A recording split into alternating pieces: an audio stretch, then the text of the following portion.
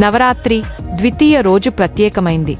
ఈరోజు మనం బ్రహ్మచారిణి మాతను పూజిస్తాం. హిమవంతుని కుమార్తె సతీ సౌమ్యంగా పవిత్రంగా జీవించింది. ఆమె ఒక చేతిలో జపమాల, మరో చేతిలో కమండలంతో గాఢమైన తపస్సు చేసింది.